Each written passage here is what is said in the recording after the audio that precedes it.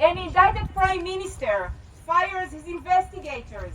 Netanyahu relentlessly outs anyone who stands for the truth and upholds the rule of law.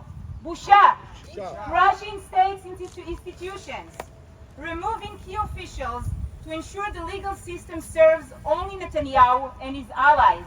Busha, forced voluntary immigration from Gaza.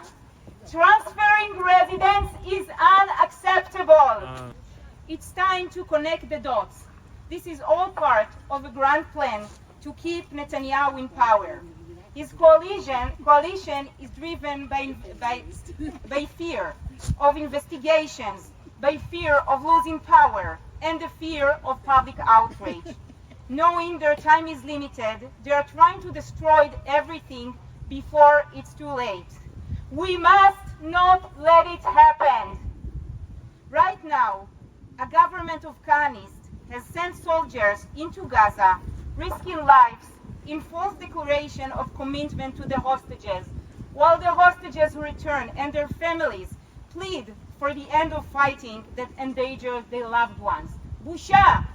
This is a dangerous moment with an unimaginable human cost, yet it's also offering us a turning point, an opportunity to expose the false claim that it's all about security. The government role isn't to protect us. It's to safeguard a coalition that pushes settlements and paves the way for a messianic state.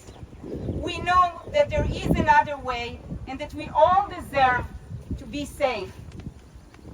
Today is a call for an action. We need to share our voices, take to the street, and fight for a change. We stand with our brothers and sisters in Israel, hundreds of thousands who marched yesterday, and thousands who protested in Jerusalem today.